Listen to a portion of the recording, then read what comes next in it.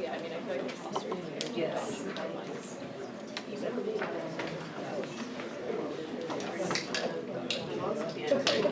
Good afternoon.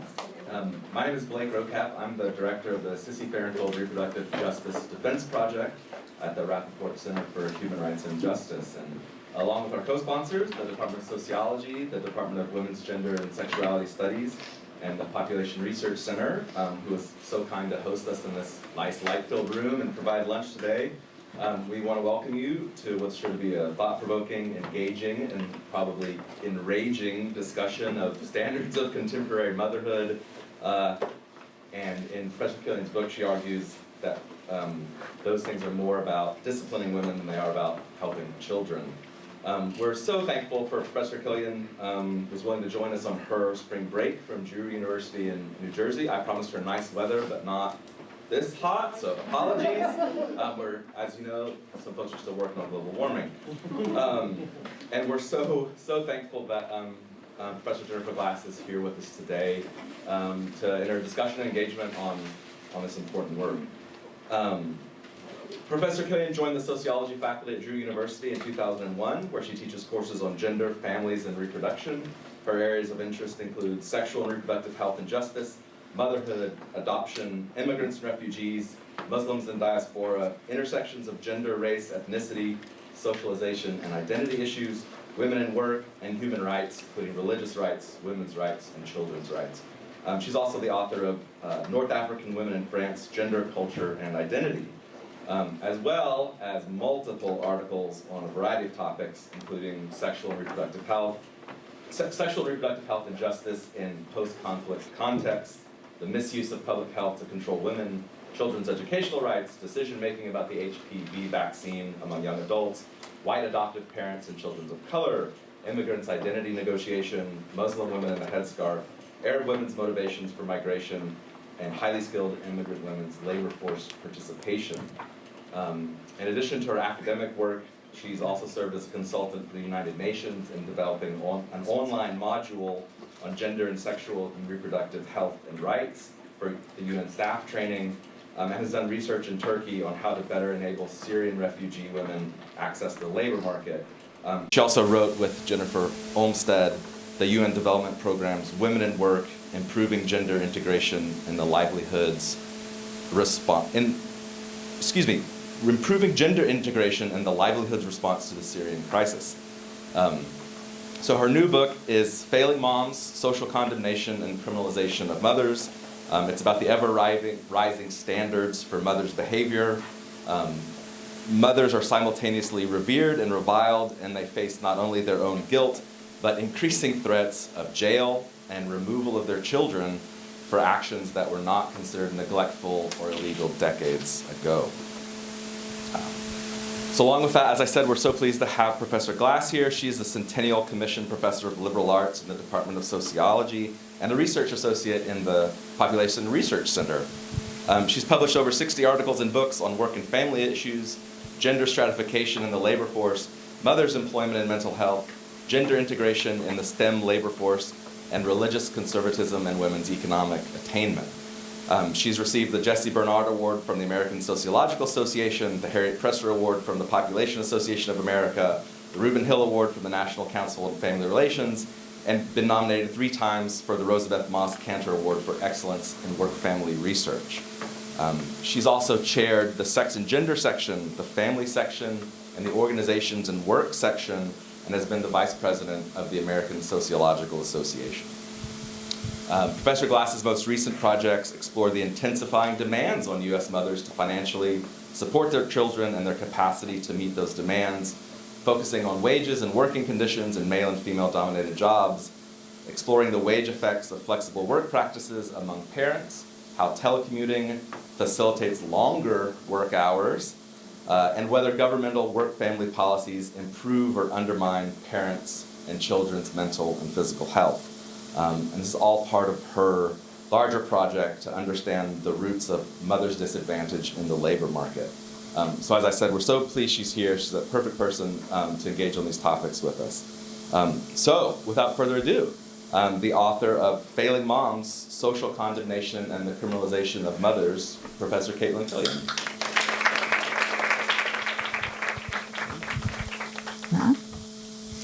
Thank you so much for inviting me to Austin, and where I can enjoy this lovely campus and the beautiful warm weather, much warmer than New Jersey, and spend part of the afternoon with, as my brother in Dallas would say, y'all.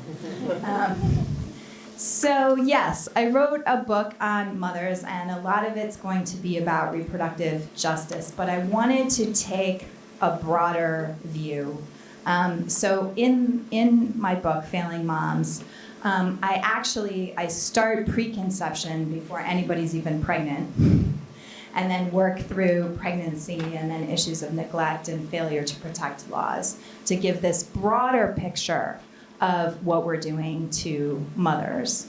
One of the big themes, as Blake alluded to, is the different treatment of fathers versus mothers, and how that differential treatment in terms of legislation and prosecutions and really belies the argument that a lot of this is supposed to be about protecting children. So spoiler alert, as Blake already gave us, it's not. So of course, the title of the book is a double entendre about mothers who are perceived to be failing, which is really all moms feel like they're failing. Certainly some mothers are more at risk of entanglement with child welfare systems or the courts than others. But all moms feel like they're failing. But really what I'm arguing is how we're failing mothers. So let me bring up a couple just very, very recent court cases. One is from Texas. I'm sure you're probably aware of this man, Mason Herring, who spiked his wife's beverages with misoprostol, trying to induce an abortion when she was pregnant, her third pregnancy. He was ultimately sentenced to 6 months in jail and 10 years of probation. So he had initially faced a more serious charge of assault to induce abortion, but he pleaded guilty to injury of a child and assault of a pregnant person as part of a plea agreement. And this is part of how he arrived at that sentence. Keeping in mind, though, of course, that this is Texas, and you all know what's going on in Texas.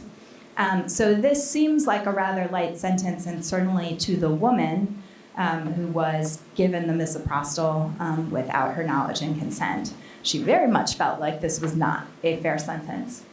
And then I want to call your attention to another case, this one out of Oklahoma.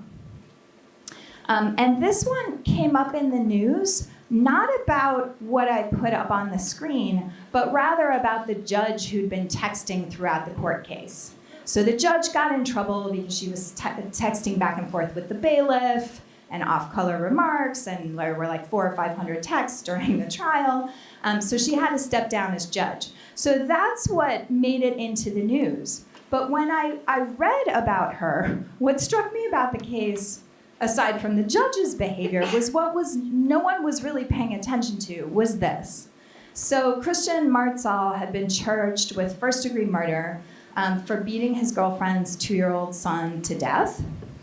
But he was convicted of second-degree manslaughter instead, and sentenced to time served, which was only 5 years, about 5 years. The child's mother, on the other hand, pleaded guilty in a previous trial to enabling child abuse. Her sentence, so he killed the child, gets 5 years. The mother gets 25.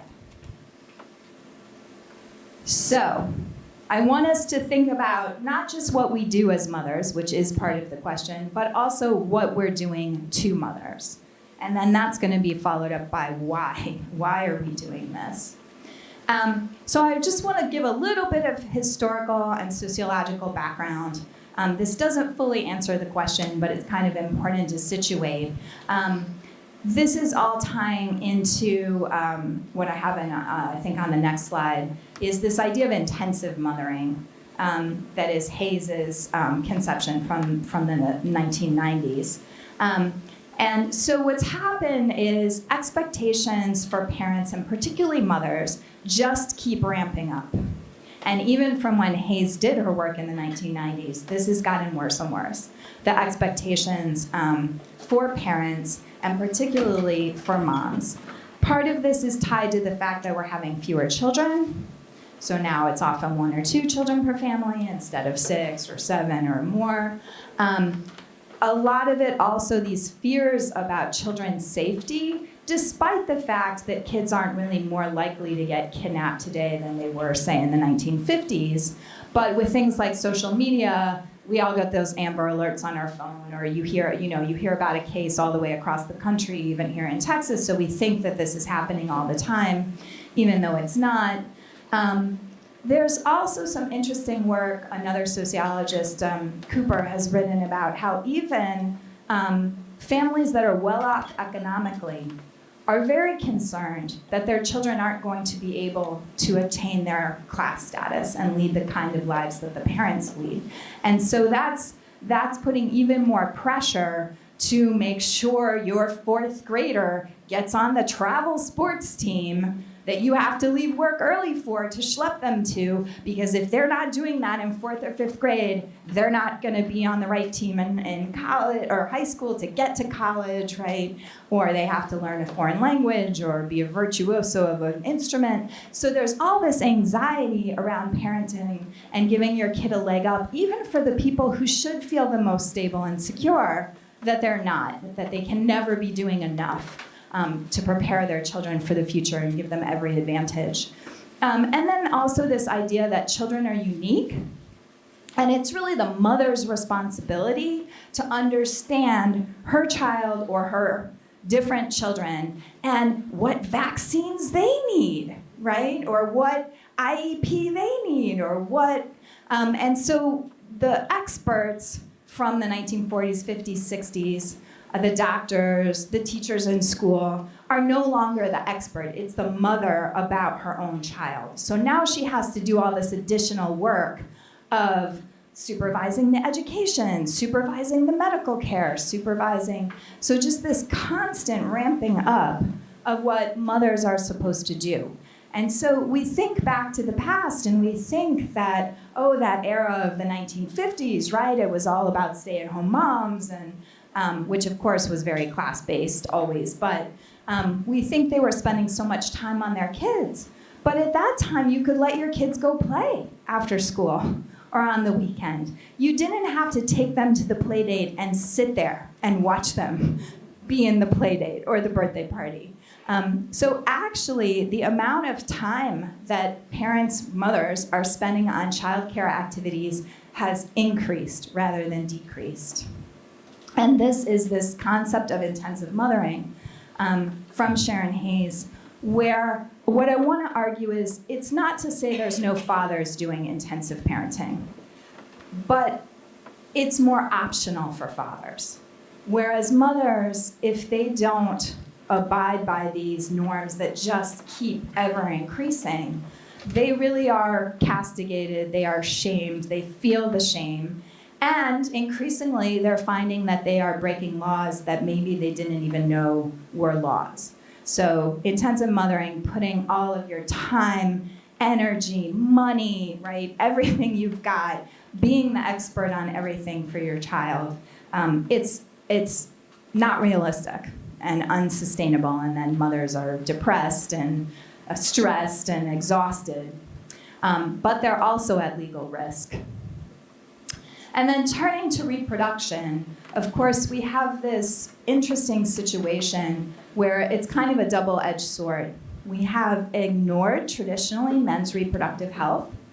So, right, the ticking time clock for women's reproduction, right? How old are your eggs? Have babies before a certain age, and ignoring all the consequences of aging sperm on health conditions, and also men's exposure to toxins at work, out there in the world, in hobbies, we have traditionally downplayed because we see men as separate from reproduction. Women, we see that pregnant body, she's in charge of reproduction, and also emotionally she's supposed to care. A man, does one sex act, walks away. That could be the extent of fatherhood. And so we've traditionally ignored men's reproductive health, also because it behooves us as a society to not point out that men's sperm is damaged by anesthesia, by paint, by lead, by all sorts of things that men do in the workplace and that soldiers do or are exposed to. Agent Orange and burn pits, and right? If we talk too openly about this, then men become fragile and vulnerable, which is, we all know, not okay, right? And also then how do we send them to war and to work if they can't work with any of these, products in construction or, right, anesthesia or whatever. So on one hand, this of course is terrible because men aren't educated about their reproductive health, but they're also not policed. Women, on the other hand, they're under a microscope. Even if they're not pregnant, even if they don't want to be pregnant, even if they're never going to be pregnant, and they're kind of always in this potentially pre-pregnant state. So, some of the reasons that women have been investigated by police, held against their will, or jailed while pregnant, we have becoming drunk, using street drugs, taking drugs legally prescribed for a health condition, attempting suicide, miscarrying, refusing a C-section, not wanting to go on bed rest, falling down the stairs, getting shot by another person, and being dead. How do we go after a person who's dead? This also happened in Texas. I don't know if any of you are familiar with the Marlise Munoz case. So sometimes people have medical directives if they're injured, brain dead, etc. She didn't actually have a medical directive, but she was an EMT, as was her husband. And from their work in emergency services, they'd had discussions with each other that they would never want to be kept alive if they were brain dead. And unfortunately, during her second pregnancy, she experienced some kind of embolism in the middle of the night. And by the time he found her, she'd been oxygen deprived, as was the fetus, of course. So she's in the hospital, she's brain dead. And he and her parents, everybody was in agreement about pulling her off of life support as per her wishes, except the state of Texas. And certain states have actual exemptions to those end-of-life directives for people who are pregnant, where they can override them for the sake of the pregnancy. So this fetus sort of continued to develop for a while, minus the lower part of its body, with brain abnormalities. As I said, it had already been oxygen deprived during her medical incident that killed her. And ultimately, this went to court, and the Texas court ruled that because she was dead, this wasn't applicable. But had they decided she was alive, they could have just kept her there and kept the pregnancy going. So 62 days, this family watched the wife and mother and child, their daughter, in this state in the hospital before they got this court ruling. So this is some information on those pregnancy exclusions that invalidate advance directives in certain states, privileging, of course, the idea of the fetus over the person who was pregnant as a person with the rights of a person. I'm sure you're familiar with this case, right? Pretty recent here in Texas with the new abortion laws in Texas. Here's Kate Cox, who went to court to be able to terminate her pregnancy because her fetus had a likely fatal abnormality. And she initially won in court, I believe, but then it was, stayed or whatever. So she ultimately had to flee the state to be able to have an abortion in another state.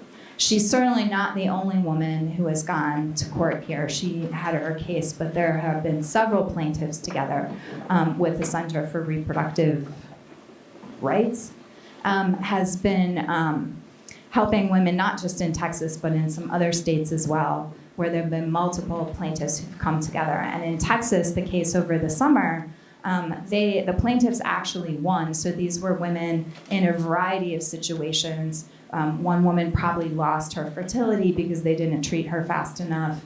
Another woman could have lost her surviving twin had she not fled the state. And another woman was forced to carry a fetus that was going to die full term and then watch her daughter die in front of her instead of being able to end her pregnancy, and some other women. And they won. And again, Texas has appealed it. Even though these were women talking about the health consequences that happened because of the Texas abortion laws and why they need exceptions and why physicians in the state need actual clear guidance that they can continue to treat women with certain kinds of conditions. So as I said, the book moves from preconception, where I talk about egg and sperm donors and men's reproductive health, through pregnancy and criminalized pregnancy in many of these cases, like the woman who fell down the stairs, or the woman who took a legally prescribed drug, and then per state, the prosecutors, what they did is they charged her with medical fraud for not informing her physician that she was pregnant when she refilled her prescription and took it. So I moved from there to cases of neglect and talking about all the kinds of things that we could do in the United States in the past that we can't do anymore, or it depends on the state that you live in.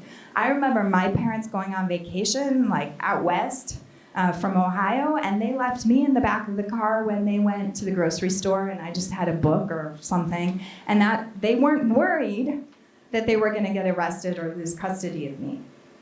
But now that's real trouble, and it depends on in what state you're in, how old the child can be, and it varies state to state. So it's also incredibly confusing what age children are allowed to be left alone and under what conditions. So I talk, and I certainly compare also cases that differ, like you have the middle-class professional woman who leaves her child in the minivan watching a video of Dora the Explorer for 5 minutes while she grabs her Starbucks and she can see the van out the window, right? And those cases where she is still at risk, compared to the woman who's between jobs, on the verge of losing her apartment, desperately needs to go to that job interview but has no child care for her children, or has to go to work and it's summer and so there's no school and care for her child. So certainly women of certain socioeconomic classes, women of color, and we can keep adding. Moms who are really young, moms who live with a disability, right? Moms who aren't cis and straight, and right? Different kinds of moms are at more risk. But even the mom who goes into the Starbucks for 5 minutes and it is a lawyer with lots of resources is really at risk for being criminalized for a whole child endangerment and a whole host of charges that she could face in terms of neglect. And many of the child abuse cases are neglect, and many of those really are about poverty and situations where the parents aren't actually doing anything problematic or wrong, but the plumbing's not working in their house and the landlord won't fix it, right, in the apartment, and then they try to get help, and then social services comes in and sees that there's no running water, and instead of helping that mom or that family get the running water, they remove the child, and then once she doesn't have a child, maybe she's not eligible for that type of housing anymore, so she's kicked out of it. And then how does she get her child back if she doesn't have adequate housing to house a child, right? And it starts a whole cascade of effects. And half of African American children, by the time they're 18, have undergone an investigation by social services. That's a statistic from Dorothy Roberts that kind of blew me away. But I also want to talk about these failure to protect sentences. Oh, here it is. I put it on a slide. 53% of Black children undergo a child protective services investigation before they're 18. But I wanted to tell you some about these, how these prosecutions, again, aren't necessarily about any harm actually occurring to the child. So, and then I'll move to the failure to protect. So here's a case, for example, where a mom let her children and a 9-year-old nephew, the children were ages 5 to 11, plus the 9-year-old nephew, play in a park that was right next to her apartment. And she could see them and check on them regularly. And these children were taken from her care, and this took her years to fight in court. And while she's fighting this child neglect conviction, she's not allowed to do things like volunteer at her child's school or apply for any kind of job that works with children. So we've seen cases like this of mothers who were either teachers or were in school to become a teacher, and then they do something like let their kids play outside, go to the park, etc., and then they can't work because of this, on top of the shame and the criminal record or all the money going toward fighting the charges.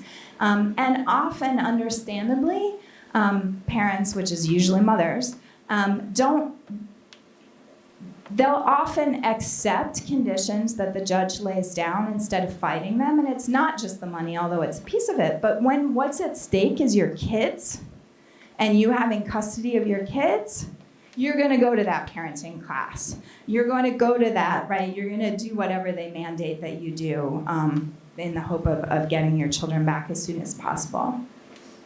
Okay.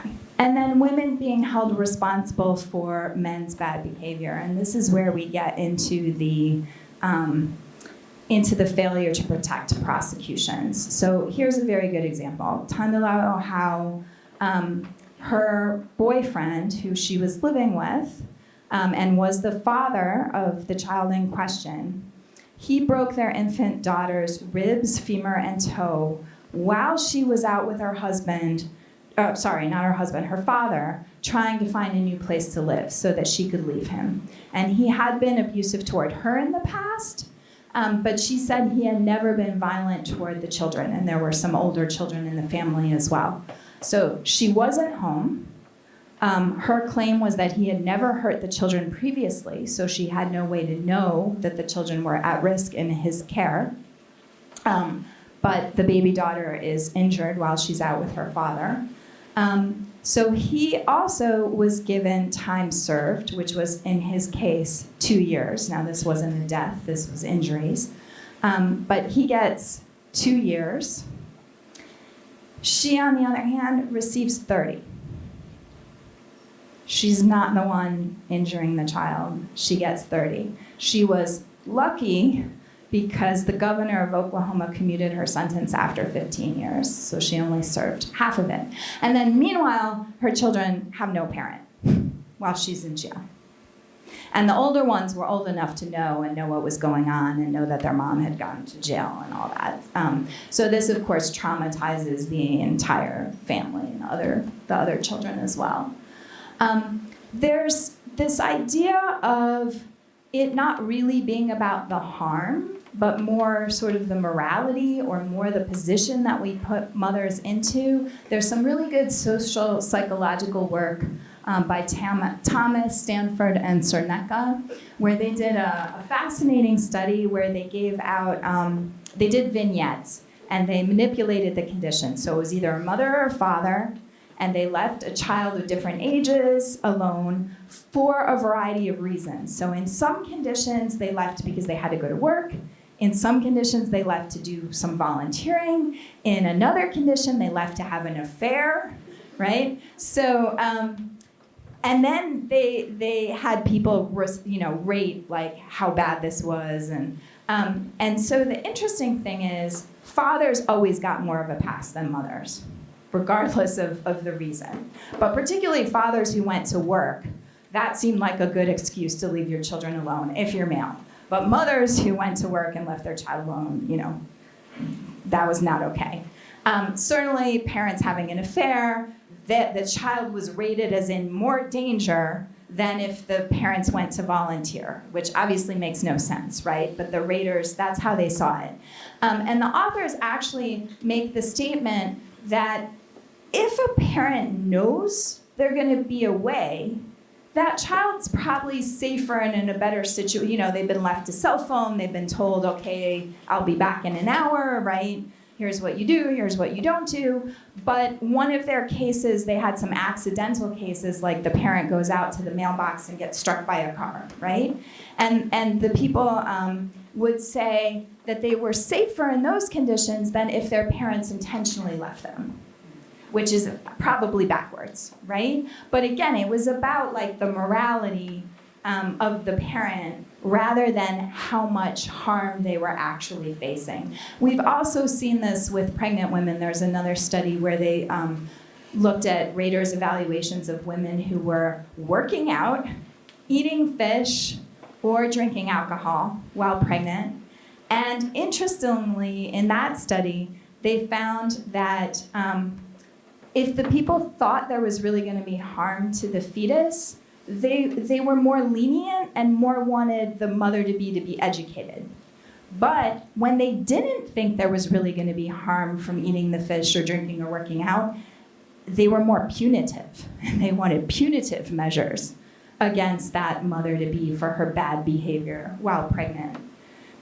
So these are often, and even prosecutions for, say, drug use during pregnancy, things like that, often they can't prove any harm, but they still prosecute, and they're prosecuting often after the fact, after the baby's already born. So then there's this whole question of how's it a deterrent if it's happening after, et cetera.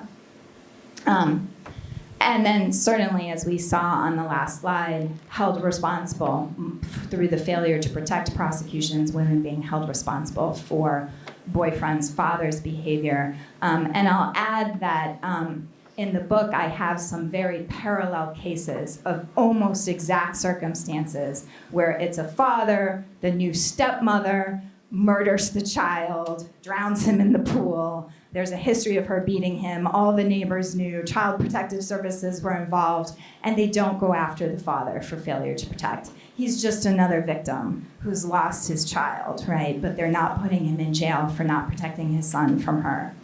I also talk about pregnancy dissociation and infanticide, and this is a cool one where we can look at different countries, how they react to infanticide by mothers. There was a very famous case of a French woman. She did this. She killed the last two in South Korea, where her husband was working.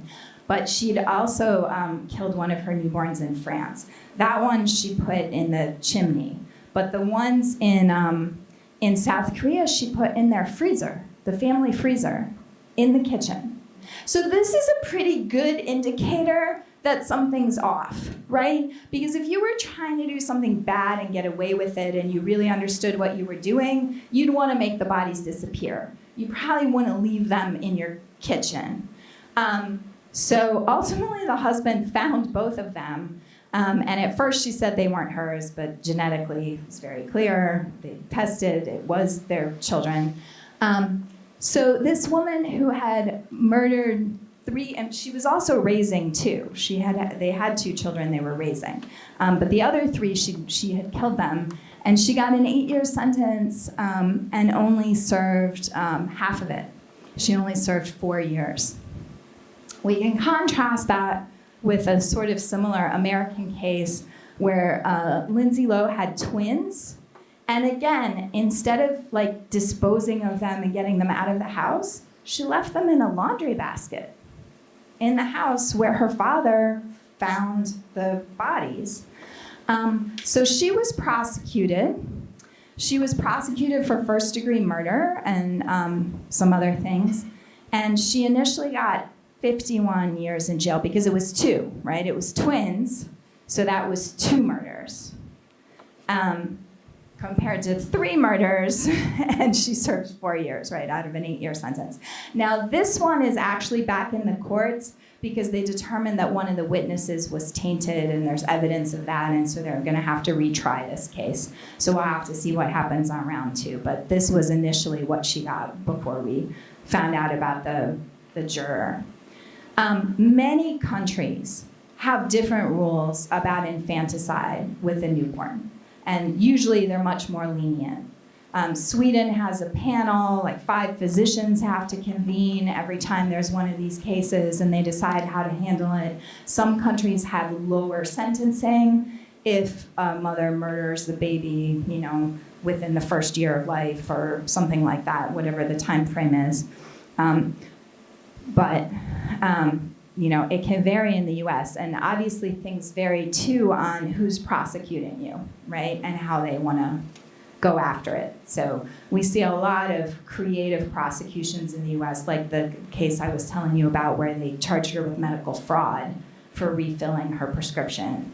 One of the classic ones with drug use during pregnancy is they've used whatever the law is about giving drugs to a minor, and they'll say that the mother did it through the umbilical cord in the 1 minute in between when the baby was birthed and when the umbilical cord was cut, right? So clearly the law wasn't written for that circumstance. Or meth labs. We had laws about not having children in methadone labs or methamphetamine labs, and they've used those to prosecute women who are pregnant using meth.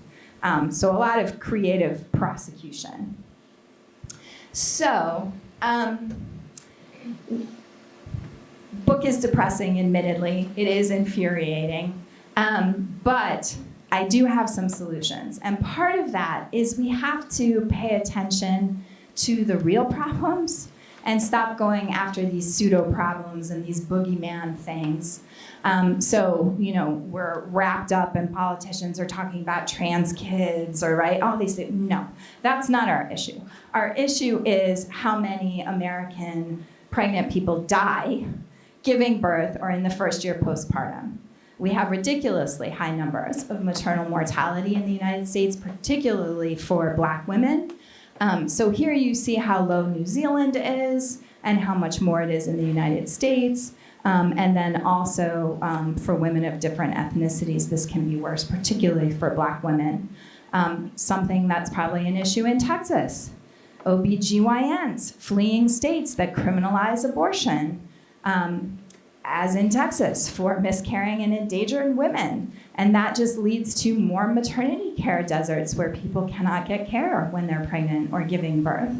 The United States is one of 6 or 7 countries in the UN that does not have a paid family leave. Our family leave from the early 1990s or mid-1990s is still unpaid. And that disproportionately probably affects women. And even some of the laws about who gets the unpaid leave, if you're in a company that's less than 50 people, you don't get it, right? Well, women are more likely to work for smaller enterprises than men, et cetera. So it disproportionately hits women. Childcare, of course, is very hard to find and incredibly expensive and rarely subsidized. And then all these American children living in poverty. So if we really cared about children, we would have paid leave. We would be subsidizing childcare and making sure it's good quality. We would be passing tax credits that hit more families so that fewer American children were in poverty, if we cared about children. None of this is really about caring about children. It is about the social control of women. And mothers in particular, part of the issue is they're sort of our stand-in. Both Sharon Hayes and Ana Villalobos make this argument in different ways. Villalobos talks about mothering as a security project and how in a world of capitalism and cutthroat individuality, it's moms and children. That's like the one bond that can't break. And it's the one area that's purely altruistic and, right, intensive mothering is give to that child, right? And so when a mother fails she's not just failing her child, she's letting us all down. And that's where this punishment comes in. So I'll end with some solutions. We need to lower the expectations of mothers. We can't, I keep saying this just keeps ramping up, and it does. That means of ourselves too. We need to give ourselves a break. Forget the travel team for your child in elementary school, right? But also don't castigate your neighbor for the way that they do mothering. Moving from individual to collective responsibility for children, we need to see them as assets in the future for everybody and not just the work of an individual family or parent. Fixing the real problems, as I said, like maternal mortality, paid leave, instead of worrying about pseudo problems, helping struggling parents. This is a big one. One of the sections in my book is about how we're all bad moms. And I really want us to all take that label on, because what we do is we go after the most vulnerable, the woman who's experiencing domestic violence or who has a substance abuse issue. But one, we should help her because it's the right thing to do for her and for her child if we really care about the child too, right? That's A. But B, it goes from there to the next group, right? To gay people or to, people in this group, right? And pretty soon it's everyone. It's every woman or every mother being criminalized. Michelle Goodwin talks about Black women as canaries in the coal mine. And so we passed legislation to go after drug abusing Black women during pregnancy, but pretty soon opioid and methamphetamine, and we have to use those same laws on white women, right? So we need to take care of everybody, including the most vulnerable. Changing cultural expectations to make this less gendered, and not just about mothers, but caregivers of all genders, ages, paid professional caregivers, and finally passing just laws and funding social programs that support all types of families. Thank you. I'm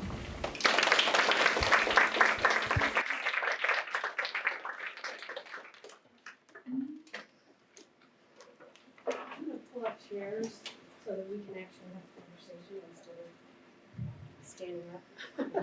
That's okay with you. Sure. And I'm going to let Dr. Killian keep the mic because I talk really loud all the time anyway, and she probably needs some projection. So, my name is Jennifer Glass, and I've been asked to make a few comments about Professor Killian's book. So I'm going to say a few things, and then I want to hear her reactions, and then we'll open it up to everybody else for questions and comments. And we have the room until 1:30, so we've got plenty of time. So the first thing I wanted to do, because I had the benefit of getting the book last week, is that I'm really, really grateful to you. I am someone who teaches very, very large lecture classes on fertility and reproduction, and so I'm like, more texts for them to read. But I'm grateful to you for another reason as well, because you're extending the legacy of scholars like Jean Flavin, Cynthia Daniels, Renee Ameling, all of which have written about these kind of extensive, over-the-top standards to which mothers are being held judicially, legally, but I would also emphasize experientially whenever they deal with institutions like schools, hospitals, and medical clinics, and the justice system itself. Meanwhile, fathers are kind of left extrajudicially silent, as if their behavior short of abject violence are just simply inconsequential or unimportant for family life. And so Professor Killian's work really shows how this process unfolds in all phases of biological and social motherhood. It's not restricted to one particular period.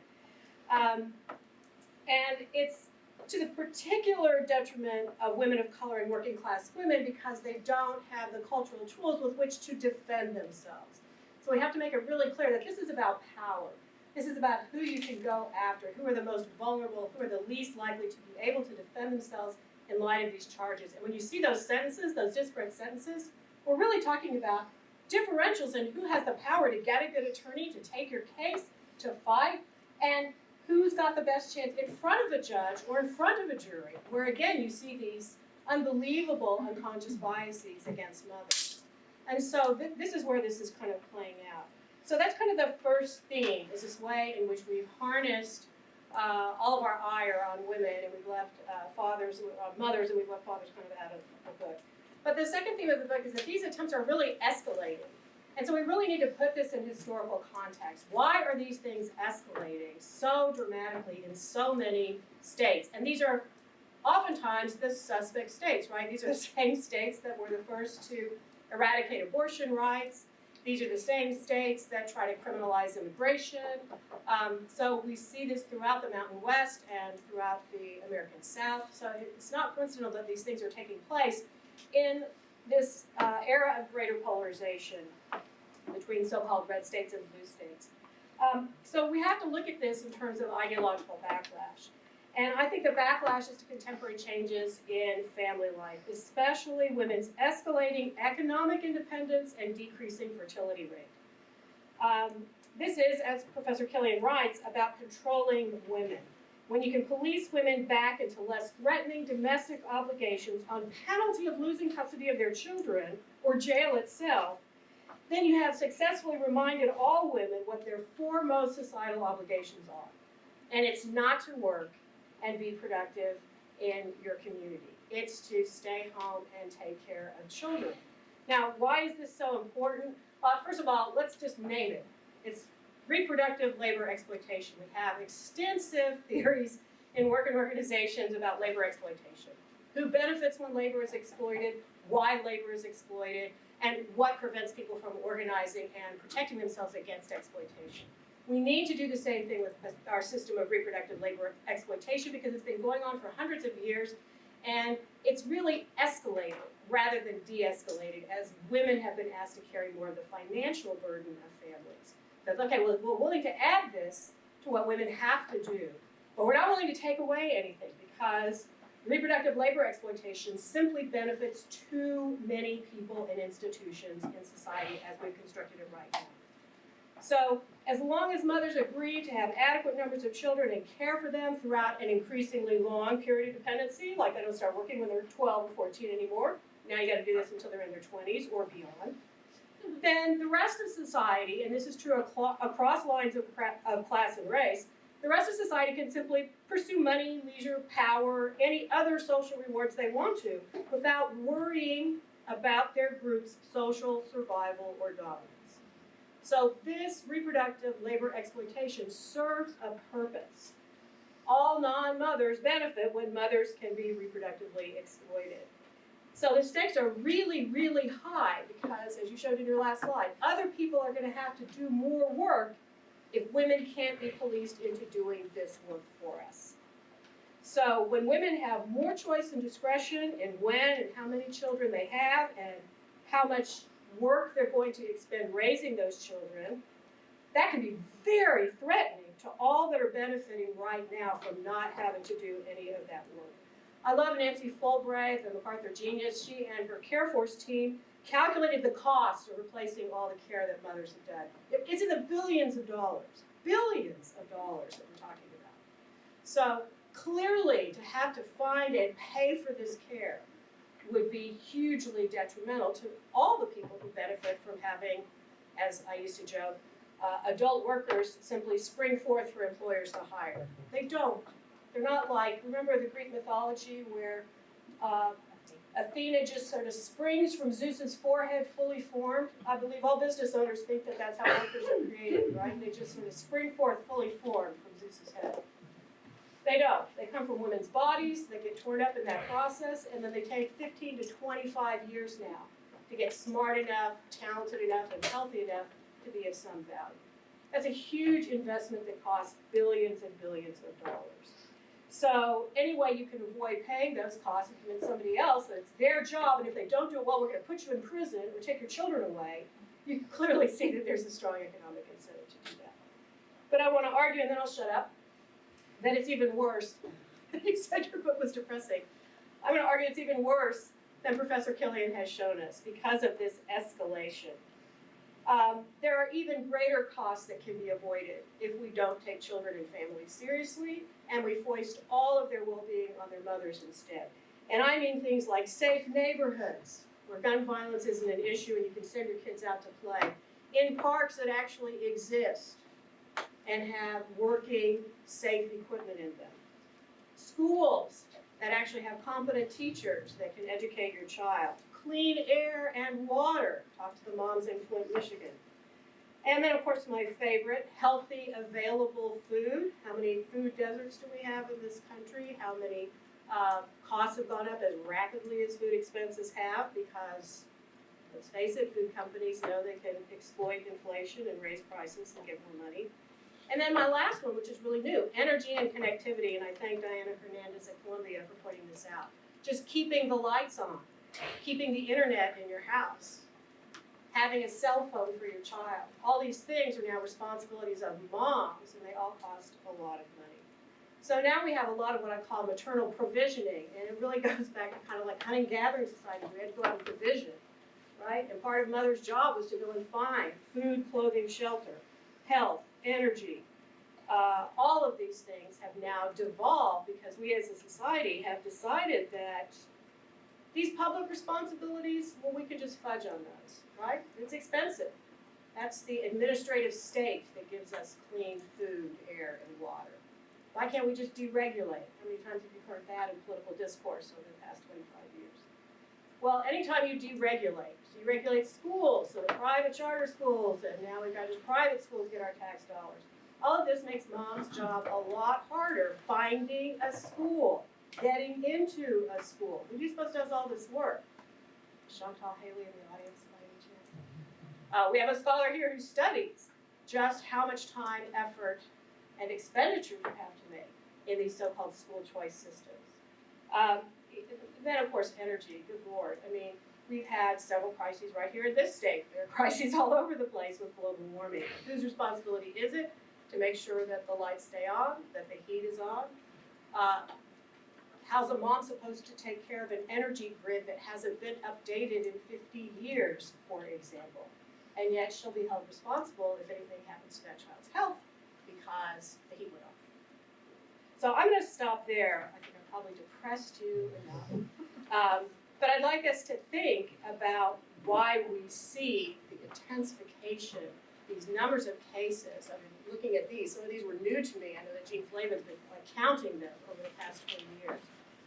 But we've invited the state to come into, in a new and unusual way, this private life and family to make up for the deficiencies of the welfare state, to make up for the deficiencies of society, to ensure community standards that can keep children alive. So I'll shut up there, and I don't know who's supposed to monitor the questions, but I'm going to let you decide to pick on as people raise their hands.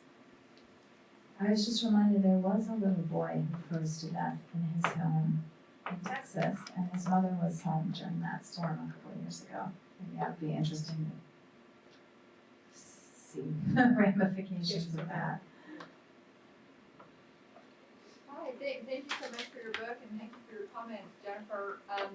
So Jennifer, I'm completely compelled by this argument that there's a lot of free riding going on, the shoulders of mothers doing this care work. But the part that I don't understand is how is criminalization a cheaper option than providing child care? I mean, the entire infrastructure of our criminal justice system has got to cost a pretty penny.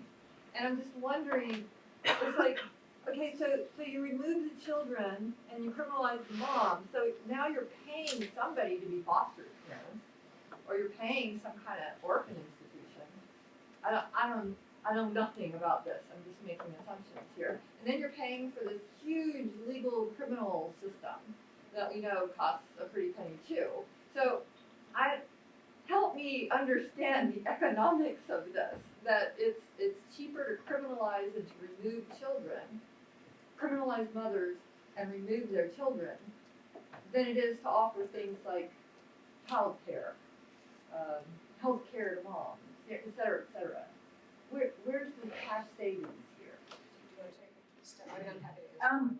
Well, sure. I think part of it is, and the point you were making about you make women fearful and remind them what their role is supposed to be, and then you hope so many are so scared that they do it the right way that offsets. But I think really, ultimately, they don't totally care either about So the, it's not about like, kids. I mean, and you know, even this, like, people, I think people are like I read a mother recently whose daughter almost died from an ectopic pregnancy in Texas, where one facility wouldn't treat her, and then many hours later, or like a day later, another facility finally did. And she herself called herself pro-life, probably voted Republican, but didn't think that this abortion law was going to affect someone like her daughter, who was intentionally pregnant, wanted to be pregnant. Right? Didn't understand. And I think people like that are like, oh, they're going to fix it, right? They're going to see this is killing women, so they're going to fix it. No, I think there is an intent for women to die because the best mother is a dead mother, right? When you have a mom, even though it doesn't make sense economically, right? Yeah, someone now has to care for that child. But when you have a woman who died, even if it's for an unviable fetus, that's the height of self-sacrifice.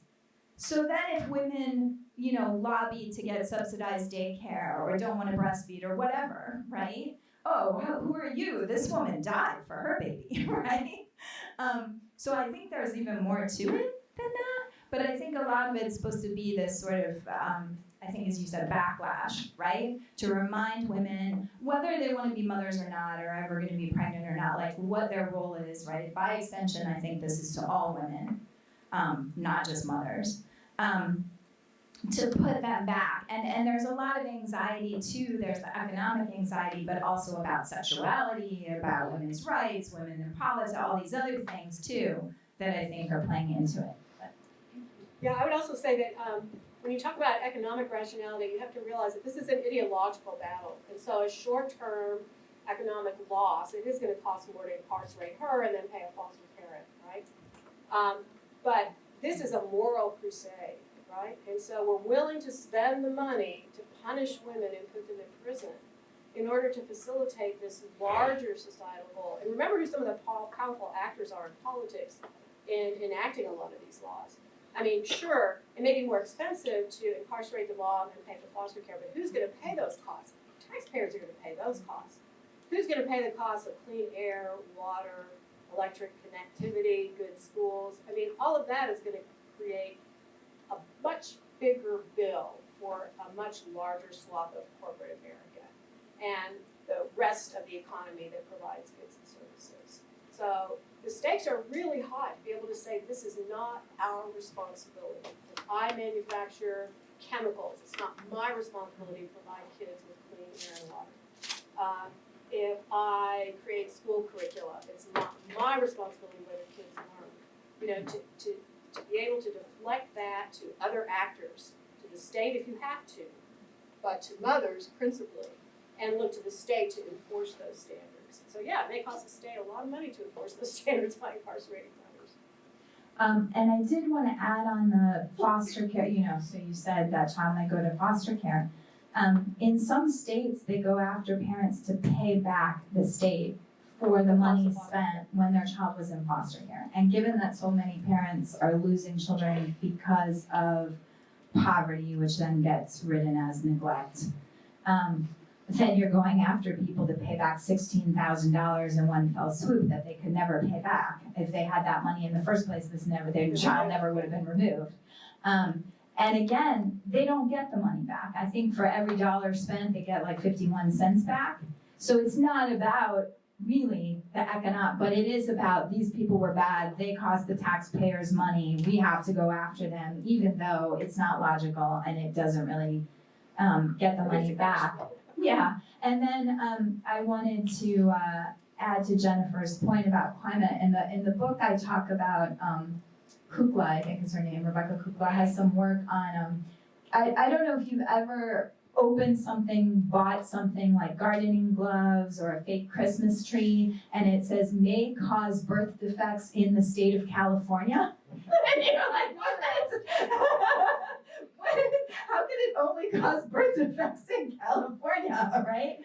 That's because California tried to put the impetus on companies that manufacture products that can be toxic and harmful, and they thought they would sort of shame them into cleaning up their manufacturing by mandating that they put these warnings on all their products. But all the companies looked at each other and said, well, if they do it and they do it and everything will just say that. And that's what happened. They just, instead of cleaning up their manufacturing, they just all put the tag on everything they made. And then again, it goes back to now it's the pregnant woman's responsibility individually to not buy that product, to not touch that product, to not consume, to not be in that building made with that, you know, whatever, lead or whatever, or asbestos or whatever, and it's on her. And we see this also, the lead prosecutions have gone really badly, even when lead was criminalized and people had to get it out of paint and whatever, and they kept marketing it.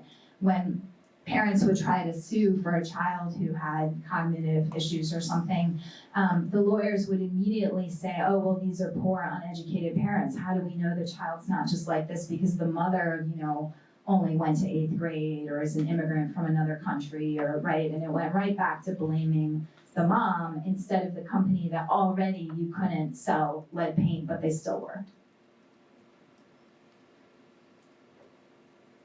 So as someone who studies children, child welfare system and child maltreatment, I feel a little bit obligated to defend the child welfare system. I mean, I agree with your premise that moms are being persecuted and that differential prosecution is definitely troubling, but the child welfare system actually does a really good service for our country and protects children who really need it. And it gets a really bad rap, but it is out there protecting children every day from neglect, from abuse, and I do not want the child welfare. I mean, I worry that you're making it sound like child welfare is out to get parents, and actually there are many cases where parents have more rights than kids in many places in this country. And so I'm very worried about the kids in our country, and I'm very worried the kids are not being protected, and parents have a lot more rights than kids do. And so I just want to give that perspective that the child welfare system does do a lot. It gets a bad rap, but we desperately need it. And some of the cases that you mentioned, I mean, moms taking drugs, that is harming the fetus. So there's cases where like I don't see, there are some things that are problematic where they are risking the children's lives. So anyway, it's just a different take that I just kind of want to give that little bit of caution in your messaging. Thank you for your comment. I cite a lot of Dorothy Roberts' work. She's written Killing Black Body, and Torn Apart, though, is on child protective services, and her new book, Shattered Bonds. And I had her on a slide. So she's got me most of the way there, but not totally there. Because I felt like in Shattered Bonds, so she says she worked for like 10 years trying to sort of reform, how do we help child services do better and not fall into the strike, and that she failed and she feels like it sort of can't be reformed.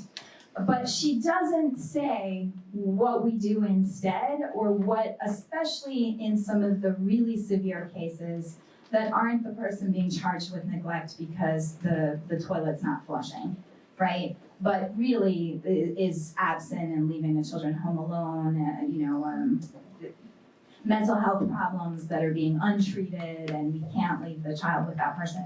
And she doesn't totally ever get to what do we do in those circumstances. So I thank you for your comment, and maybe you can address, what you think about that. But I do want to pick up a little bit on the drug use during pregnancy part.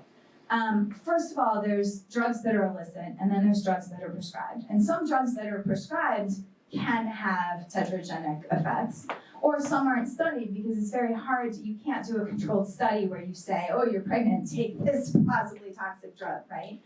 But we have a lot of drugs for psychiatric conditions, for example, where there's some that may be safer than others, but we're still worried about them, and we have to balance out the good of this person who, if she commits suicide, it's no good for her fetus, right? But even the illicit drugs, I want to be careful about sort of a generalizing statement about drugs during pregnancy. We fell into this with the crack scare, assuming that crack was going to lead to all of these horrific effects where kids wouldn't be able to do school, and we'd have to spend all this money for kids who couldn't make it through basic education. And that never materialized. Not to say that cocaine use during pregnancy is good or that I'm recommending it, obviously, and it can lead to babies being born too early and blood pressure issues in the woman who's pregnant, but it certainly didn't lead to all of the effects that we were afraid or that, pundits and things were saying were gonna come out of crack use during pregnancy. And so I wanna be careful that we don't fall back into that immediate, it's bad, it's criminal, therefore it's bad for the fetus. Because maybe it is, maybe it isn't, maybe the effects aren't what we think they are. And again, it's hard to study some of this because you can't, people will lie about their drug use and you can't do randomized, assign people to take X amount of the drug. The other thing is, again, I want to get back to what's our real goal. Because when we criminalize women who use drugs while pregnant, they don't go for care. And they avoid hospitals to give birth.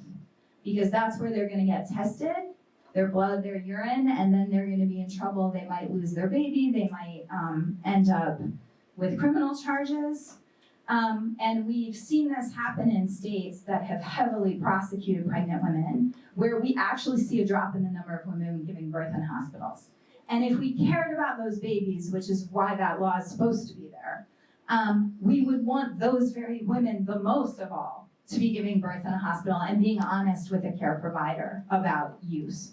But the laws have the opposite effect, where they make it where she's gonna lie and she's gonna hide. And then many of our drug treatment clinics will not accept pregnant patients. So what is she to do to get off drugs while pregnant when she's probably the most motivated she's ever been to stop using? But we're not providing her the tools that would actually be helpful because there's a waiting period, but she's pregnant. She can't wait 3 months to get in. She can't take her other children. She can't take her toddler because it's a residential facility and they won't allow children in. So now what does she do? Or they just don't take pregnant people because they don't want the liability. So if we really wanted to help people who are having problems with drugs while pregnant, we would have to make those services genuinely available and not criminalized. And that's why the American Medical Association and OBGYNs are always against criminalizing drug use during pregnancy. And of course, we target certain women more than others. So white women are just as likely as women of color to use drugs, but prosecutions happen more to women of color. And you can do things, you might not get tested as a white middle-class professional mom giving birth, but if you're poor, if you're on Medicaid, you're more likely to get tested. So you can be doing marijuana, are you gonna get caught and have your baby taken? You could, but you're somewhat less likely to. Other thoughts about this? I mean, I think that this is this is where the hair splitting gets really, really difficult. I know that there are cases in which there's definite parental neglect and abuse, and children need to be protected from that. But I feel like when Christine said that about the foster care system, I feel like we fail to note that most of the time when children are removed from the custody of their parents, they're not put into the foster care system. Usually there is another parent or there's a relative who takes the child. So the cost actually for enforcing some of these mandates is not as high. If there's no family member available, then we move into the foster care system. But I think that the problem is that what is being defined as neglect? I think that's the point of your book, really, is that the definition of neglect is expanded. And it's expanded in ways that more and more mothers get caught into the system. But I would like to hear your thoughts about that, Liz. I'm sorry, you had your hand up, and then I'll get you next. One, I think standards have changed for a good reason. I mean, there's things that we used to, I use that example all the time, but when I was a kid, there was no seatbelts in the car, right? So I was bouncing around the back of the seat. Now that was totally normal. That is now against the law. But I think that's a good thing. Because, we were all lucky that we didn't get in car accidents when we were kids, right? Well, a lot of us did. I wouldn't do that. My mom would not do that with her grandkids. So there are times when changing standards are a good thing. And so I think supervisory neglect, which almost never gets prosecuted. It has to be pretty extreme. I one time was volunteering as a CASA volunteer, and I showed up at a family's house, and there was a 2-year-old infant just sitting in the parking lot by himself. That is extreme supervised neglect, and so those kids were taken away. The example you gave of kids kind of next door, there's times where things probably shouldn't have been prosecuted, but a mother who gives birth to a baby who is, has to go through withdrawal from heroin, that's not a good start to life for that kid. Is that mom gonna be able to provide a safe environment for that child? Yes, she needs treatment, I wish she could get treatment, but the fact is, if she's still using, she is not gonna be a good parent. And so the systems are set up to hopefully protect that child, and even most cases it still doesn't.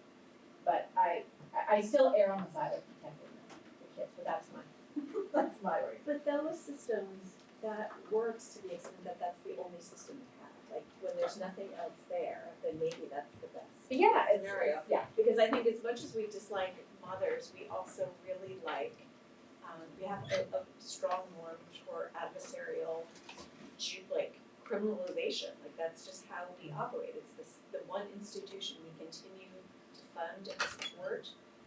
And I think those values really kind of play out when it comes to this problem. Is that is the institution. We're perfectly happy giving more money to police officers and criminal justice and all of this kind of monitoring, adversarial suspicion of people not complying, and also we don't like them. So it's like a perfect storm of these core American. Maybe that may be too bleak, but anyway, that's fine. Yeah, two things are coming to my mind. One, in my own work, a lot of what I see is CPS is hugely involved in not necessarily moving kids into the foster care system, but the strike 1 and 2 for women into the criminal legal system. And so a lot of when I'm interviewing women, it's like, yeah, like this one woman, she had 2 jobs. Her second job, or her first job, conflicted. There was a 45-minute period where kids got off the bus and she couldn't get home within that 45-minute period. She was going through a custody situation. The kid's father knew about this, called CPS at the time. Kids are alone. Now she has a CPS case against her. Something else happens that has nothing to do with the kids, and because she already has a CPS case, she now has to do time. And so, and then what happens there is they never go into foster care. They go into, another, now they are in an aunt's house, and the situation's very hairy. But also, when you move women into prison or jail, we have a law that if you don't have full or majority custody for 15 months, you lose custody. And so now you have a situation where you can't get back to the mother you want to be. You can't move into a situation of just like getting a better job to be stable, whatever, like you're essentially fucked. And so a lot of what I see is CPS as this tool to first pin women as unfit and then move them into the criminal legal system in a way that separates them from their kids. And not necessarily into the foster care system, but I've rarely seen a positive situation. The second thing I was thinking of when you were talking about drugs was Elizabeth Armstrong's work about fetal alcohol syndrome and how we medicalize things that are really, really hard to actually diagnose.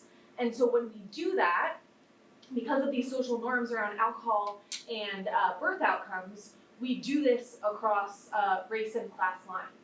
And that is really hard, especially when we don't really have super strong ways of diagnosing fetal alcohol syndrome. So that just, and alcohol is illegal. It is legal. So, I don't know, Yeah, thank you so much. I just saw Betsy Armstrong a couple days ago, and I love her book, Conceiving Risk Bearing Responsibility.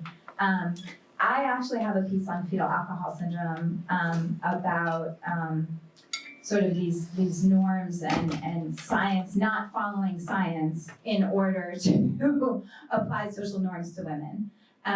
That came out in the Journal of Applied Social Sciences a couple of years ago, and where I actually trace the public health. So it's a more updated piece because it came out after 2016 warning that women who weren't trying to get pregnant should not consume alcohol. We're back to like pre-pregnant all the time, whether you ever want to have children or not, right?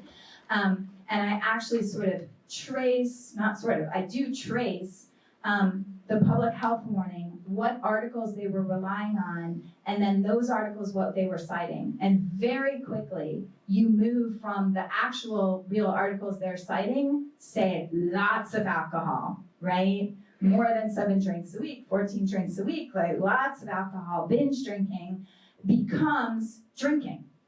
Like any drinking becomes public health announcement of any drinking, right? But it's very different having 1 drink a day, 7 days a week, 1 drink or 1 glass of wine a day, than it is having 7 on Friday night, right? And they're all conflated in the research too. So there's a whole host of problems with the medical research on fetal alcohol syndrome, but then the way we got to the public health warnings is again about my argument about controlling women. And that you have to prove you're a good mom, right? So it's really about don't have any caffeine during pregnancy, don't have any alcohol during pregnancy, don't eat any fish while pregnant, right? To show you're worthy of being a mother and that you will do this self-sacrifice rather than is there really an outcome on children, right?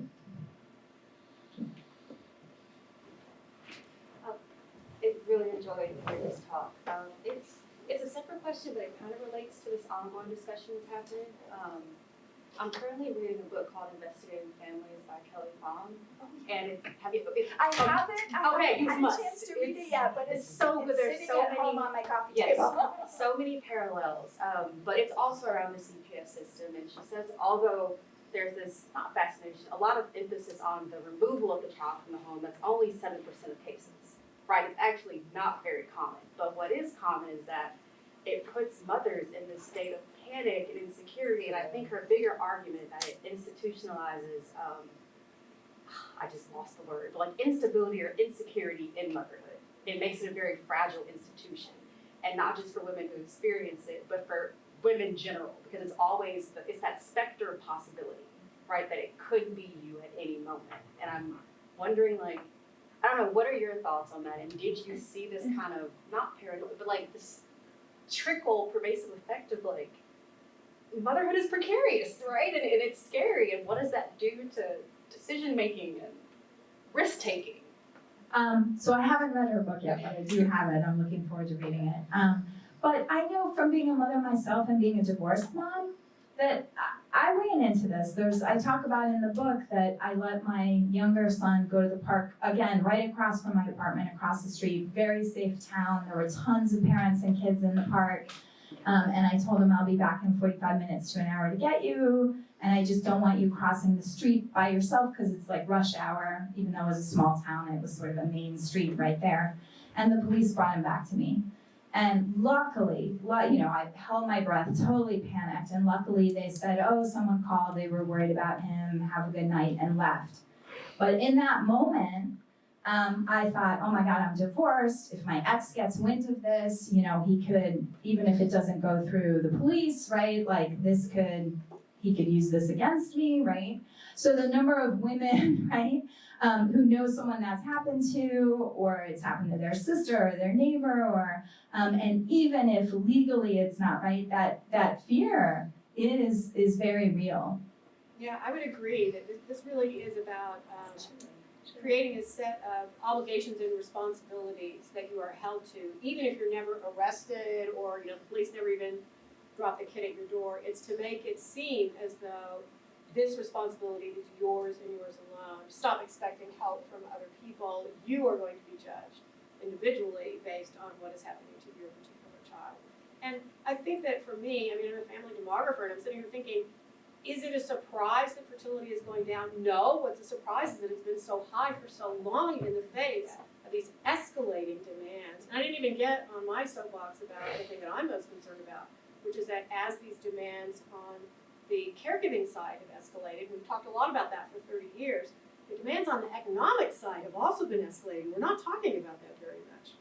But Kim and Kelly Rayleigh and I have finished a series of papers where we show that over 70% of American moms are going to be the primary supporter of their first child for at least a year, and the average is going to be about 5.5 to 6 years before that kid turns 18. So mothers are supposed to do all of this stuff while the rest of society just kind of leans back and pursues other social rewards. At the same time that they're also being told, oh, and by the way, you better generate enough money for that kid, because if you don't, we can take the kid away from that too. So, and if you don't, your kid will not do well in our society. Like, we don't even need this legal pressure to just say, look, we know that money produces higher quality children, and a lack of money is going to put your child at a disadvantage. So the demands are really coming quite heavily and strongly from both sides, from the fiscal side as well as the caregiving side. And where it hits across race and class, but where it hits this most strongly, of course, is going to be working class women and women of color, right? Because they had that escalating demand on the economic side for far longer than upper middle class white women have. But that's where the rate's going up the fastest. I mean, it's like no one's immune. This is what's so interesting. There are very few things that cross class and race so rapidly. So I don't want to say it's equal. It's not. It's not like there's no inequality in these pressures. There are. But the fact that you can't just fully escape it through education or race, you can't. So your likelihood of being actually wrapped into the judicial system and prosecuted goes way down if you have those tools to fight back. But the standards to which you'll be held are the same. Thank you. Because I really enjoyed the lecture. For me, it's like when I saw moms, and I'm also thinking about motherhood. So here I just feel it's like in judicial system, they're not only building an image about what is a perfect mom, perfect motherhood, but also it's like this kind of, what is it? So I feel when the moms, when they just faced the punishment, it's not only judicial, but also in most of the cases, they were expelled of certain identity or certain function of the motherhood. I think from the punishment side, this is what I'm thinking, and I want to know more about how you think about this. And then secondly, it's like agency here. Although we say agency most of the time is activism, or is what did this mom do to fight against this situation? And I'm pretty sure, and I know that there is a whole group of women behind them and to work together for the activist side. But I'm also thinking, these women, they have a very clear or their personal version about what is motherhood. So what is their motherhood different with the judicial version of the motherhood, and build this kind of motherhood is that showcase the agency of this group of women. Yeah, thank you. As you were posing your question, one of the things that came to mind is the Jennifer Crumbley case. She was just convicted, but she hasn't been sentenced yet. This is the mother in Michigan where her son, he was 15 at the time, and he went in school and he shot students and killed, I think, 2 of them. So he had his own court case, but the parents are actually on trial separately, the mother and the father. She went first, Jennifer Crumbley, and she was found guilty. I forget what the exact charge was, but this is a historic case because normally we don't hold parents responsible for their children's criminal actions. And it's, I can't wait to see what happens with the father, because so his case is starting soon. So I want to see what, she is convicted, Jennifer Crumbley, I want to see what her sentence is. And then I want to see if he's also convicted or not and what his sentence is. But one of the issues is, first of all, she was breaking gender norms because she took her son to a gun range, and that's supposed to be dad's job, right? So there's that. But one of the things that I think really damned her in her court testimony is she said she wouldn't do anything differently. So she was called, both parents were called to the school by the guidance counselor the day of the shooting before it happened. And they met with the guidance counselor and then left him in school and left. No one knew he had the gun in his backpack. But her argument is, he joked around with us. We didn't know he was in such a mental health crisis. And, you know, he made jokes about stuff all the time, and we thought he was fine. And so going back, no, I wouldn't do anything differently because I didn't know, like, I didn't Like, that's what she was saying. But the court is seeing this woman, after 2 other children are dead, say, I wouldn't have done anything differently, right? And this is historic, because this finding parents responsible criminally, because you could have civil suits, but criminally, what other cases will we have down the road where a child does something very, very bad, and now we're gonna send the parents to jail? And this is not about locking up the ammunition or the gun. This is, the charges are But it different hinged than on that. the text where she So- texted him and said, Evan, don't do it. Yes, that's That's true. what it Well, hinged on. she She knew he was gonna do something. once there were sirens and things happening at the school, then she texted him. After she'd been called to school by the guidance counselor that day. So maybe then she put 2 and 2 together. But in a lot of cases, parents underestimate mental health issues in their children. Like when kids commit suicide and the parents will say, I had no idea, right? And then, but society looks at them and are like, of course you should have known what was going on with your child. But a lot of parents don't realize, or kids are good at hiding things. And then the other thing to your question too, in my chapter where children actually are hurt or killed, a lot of those, there's domestic, violence with the woman too, and the standard in court is what a reasonable person would do. But someone who's in the middle of a domestic violence situation and has had experience with those situations in the past, what they know they might need to do to not escalate the situation further in that moment might not be how a reasonable person would think that you would act from the outside. And so they're being held to these different standards there. So those were just 2 things that came to mind about like the conception of how a mother should be in court versus how mothers live their lives. Yeah, it's an interesting problem because I always see things as floating between what are individual obligations of parents to children and what are societal obligations to create environments that are safe for children. And so when you talk about reconceptualizing motherhood and what you have to do to be a mother, I see it through the lens of the more we lob onto mothers as an individual responsibility, the less collective obligation we have to do things like have trigger locks on guns, or make it illegal to have a gun in an area where a child under the age of 18 can get access to it. Those kinds of things would have provided a context, a community standard that said, no, you don't get to do these things, right?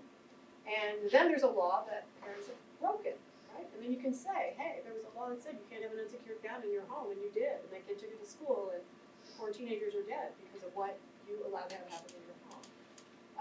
But this is different. This is basically saying you have to have ESP and understand what your kid is going to do. I was very anti-Jennifer Crumley until I read Dylan Ruth's mother's response to the Jennifer Crumley case. So Dylan Ruth's mom, I can't remember the name, she wrote a wonderful book. But Dylan Ruth was one of the 2 Columbine killers. Eric, sorry, I really did the best of that. And this mom, by all standards, was a perfect mom. Dylan Ruth's mom was a good mom. She would have passed muster, against any judicial review. And yet her kid was deeply disturbed, kept it completely hidden. They had no weapons in their house, had no idea that he had weapons and bombs in their house. So, yeah, I mean, it does get paused. Where does the responsibility fall? If your child is in a neighborhood that's awash in guns and violence, is it really a parent's individual responsibility to teach them conflict resolution? I mean, sometimes you're just asking too much of parents because you advocated responsibility for the environment in which they're parenting.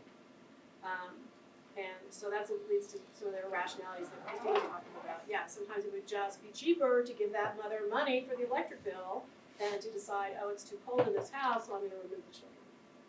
And perhaps diminish that bond for a number of years between that mother and that child because they're too many bureaucratic hurdles for her to get back in the game. But yeah, I mean, it's very effective policing because mothers have a lot invested in motherhood.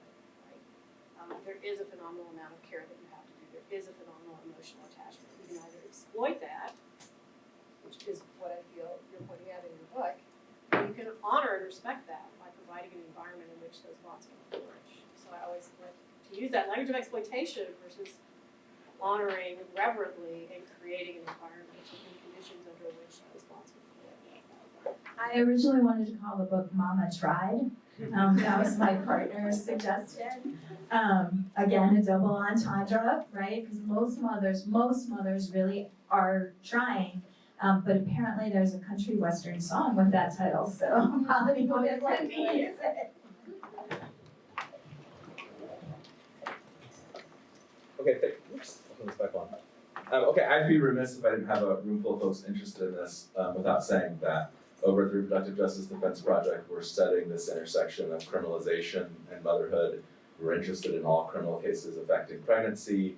We're looking at a set of cases where women have been convicted and prosecuted for child neglect and abuse when the child was in utero, which the Texas law doesn't allow. So we're trying to back some of those cases out and intervene where we can. So all of you in here are most likely to hear about these horrible things because you're interested in it and study it and your friends will tell you. So please tell us also because we're tracking them as part of a national study to do those things. So just a quick plug, we're easy to find. Please join me in thanking Professor Caitlin Killian and Professor Jennifer Glass.